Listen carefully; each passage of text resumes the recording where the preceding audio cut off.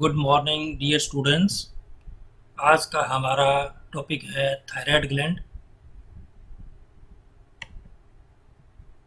Thyroid gland larynx के बिल्कुल नीचे स्थित होता है, ट्रैकिया के दोनों तरफ। ये एक लार्ज एंडोक्राइन ग्रंथि है जिसका वजन 15 से 20 ग्राम होता है अडल्ट्स के अंदर। थायराइड ग्लैंड दो हार्मोन्स, मुख्य हार्मोन्स सक्रीट करता है, थायरोक्सिन और ट्राईआइडोथायरोनिन।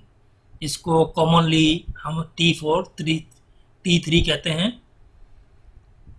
दोनों हार्मोन्स शरीर का मेटाबॉलिक रेट इंक्रीज करते हैं। अगर थायराइड सक्रीशन कम्प्लीटली बंद हो जाए तो बेसल मेटाबॉलिक रेट जो है शरीर का 40 से 50% कम हो जाता है सामान्य से, और थायराइड सक्रीशन के बढ़ने से बेसल मेटाबॉलिक रेट 60 से 100% सामान्य से ऊपर चली जाती है। थायराइड जो सिक्रीशन है ये मुख्यतः थायराइड स्टिमुलेटिंग हार्मोन से कंट्रोल होती है, जो कि अगर पीयूष ग्रंथि द्वारा स्रावित होता है। थायराइड ग्लैंड कैल्सिटोनिन भी सक्रीट करता है, जो कि एक हार्मोन है जो कि कैल्शियम मेटाबॉलिज्म में कार्य करता है। ये थायराइड ग्लैंड की स्थिति है। ये दो लोब होती हैं थायराइड ग्लैंड की, जो कि बीच में जुड़ी होती है इस्थमस ऑफ थायराइड ग्लैंड। ये ट्रैकिया है श्वास नली का।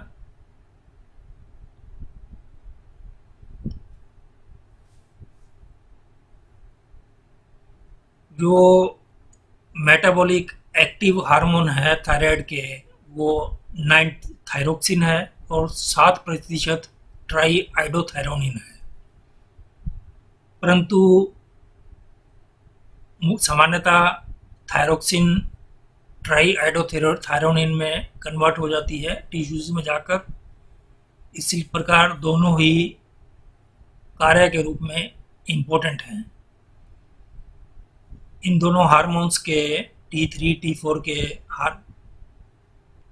क्वालिटी की दृष्टि से सेम है, परंतु कितनी जल्दी असर करता है इसमें विभिन्नता है।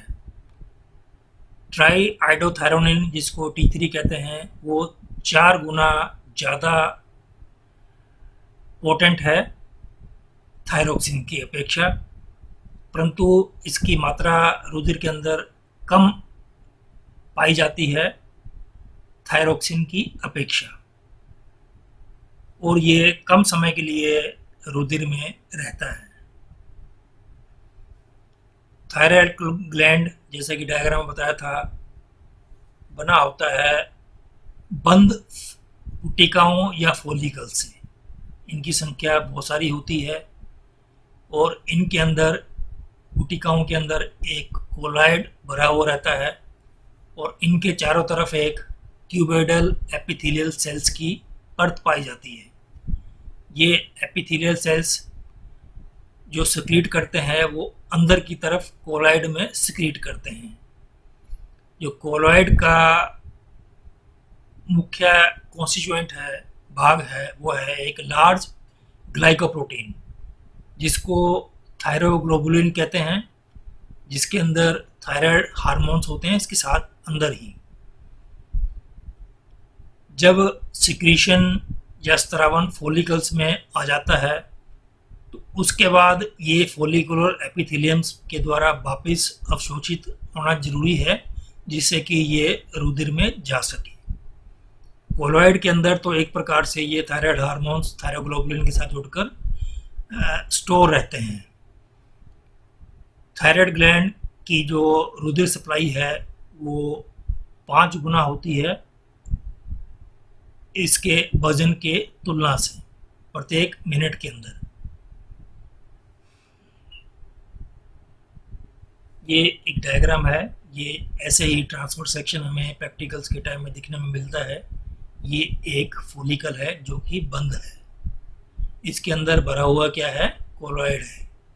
ये क्यूबोइडल एपिथेलियल सेल्स हैं।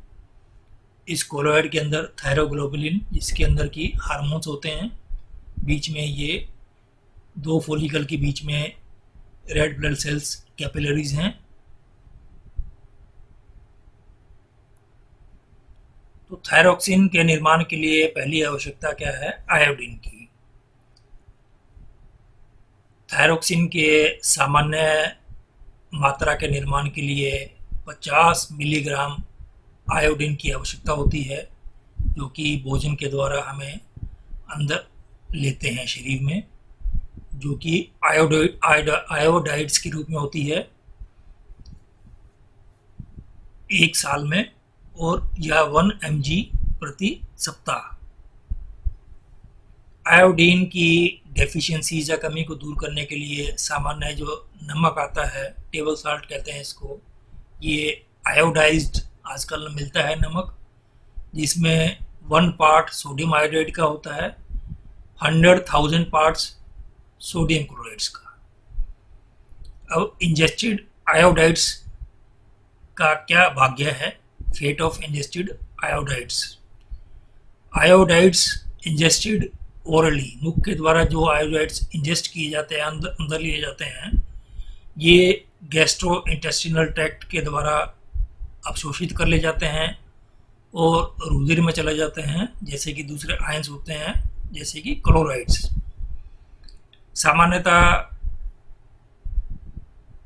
आयोडाइड्स की अधिकतर मात्रा एक्सक्रीट कर दी जाती है, उत्सर्जित कर दी जाती है किडनीज के द्वारा, परंतु इसका 1/5 यानी 20% भाग जो है वो सर्कुलेटिंग रुधिर के द्वारा सेल्स के,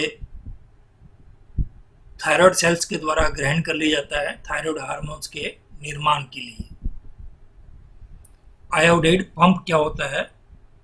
जो फर्स्ट स्टेज है थायराइड हार्मोन्स की फॉर्म के निर्माण के लिए, ये है आयोडाइड का ट्रांसपोर्ट।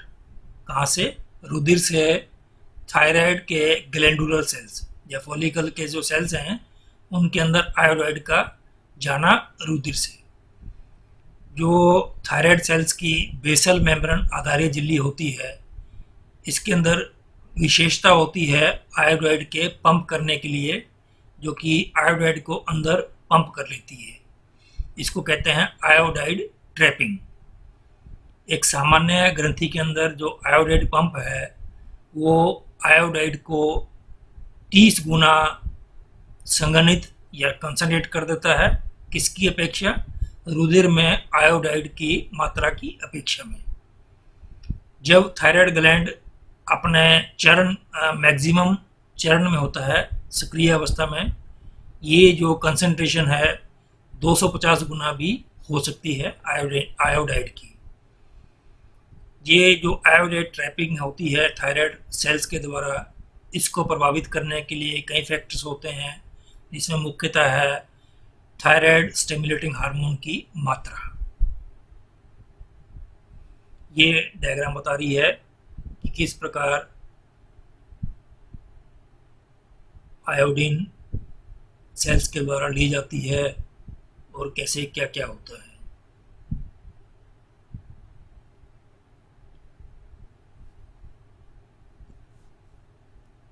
जो थायराइड सेल्स हैं, ये सामान्य प्रोटीन सेक्रेटिंग ग्लैंडुलर सेल्स होते हैं।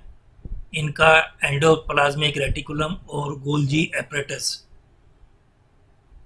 ग्लाइकोप्रोटीन मॉलिक्यूल का सिक्रीशन और निर्माण और सिक्रीशन करता है। इस प्रोटीन को कहते हैं थायरोग्लोबुलिन, जिसका मॉलिक्यूलर वेट 3,35,000 होता है। थायरोग्लोबुलिन मॉलिक्यूल के प्रत्येक मॉलिक्यूल में 70 टायरोसिन अमीनो एसिड्स होते हैं, और ये tyrosine residues amino acids thyroid hormone का निर्माण करते हैं आयोडीन से जुड़ के। इसका अर्थ ये हुआ कि जो थायराइड हार्मोन्स हैं, ये थायरोग्लोबुलिन मॉलिक्यूल के भीतर ही बनते हैं। इसका अर्थ है थायरोसिन और triiodothyronine hormones formed from tyrosine amino acids जो टायरोसिन अमीनो एसिड से बनने के बाद थायरोग्लोबुलिन मॉलिक्यूल का ही भाग होते हैं और ये स्टोर होते हैं फॉलिकल के अंदर, कोलॉइड के अंदर। Oxidation of the iodide ion, जो प्रथम आवश्यक पद है थायराइड हार्मोन्स के, वो है आयोडाइड आयन को ऑक्सीकरण करना या ऑक्सीडाइज करना आयोडीन में, इसको कहते हैं nascent iodine. That is then it is capable of combining directly with the amino acid tyrosine. Iodide बिना ऑक्सीडेशन के टायरोसिन अमीनो एसिड से नहीं जुड़ सकता। जो आयोडीन का ऑक्सीडेशन होता है ये परऑक्सीडेज एंजाइम के द्वारा होता है और इसमें हाइड्रोजन परऑक्साइड की आवश्यकता होती है, जिसके द्वारा आयोडाइड्स का ऑक्सीडेशन होता है। ये परऑक्सीडेज एंजाइम या तो कोलाइड कोशिकाओं के अग्र भाग में स्थित होता है, एपिकल भाग में, या इससे जुड़ा हुआ रहता है, जिससे कि ऑक्सीडाइज्ड आयोडीन जो है उसी स्थान पर मिलती है जहां पर कि थायरोग्लोबिन मॉलिक्यूल मिलता है, जो कि गोल्गी एपरेटस में मिलता है और स्टोर होता है थायराइड ग्लैंड के कोलॉइड के। जब ये परऑक्सीडेज सिस्टम को ब्लॉक कर दिया जाता है या किसी हेरिडिटी के कारण अनुपस्थित होता है, द रेट इसका जो थायराइड हार्मोन्स के निर्माण 0 हो जाता है।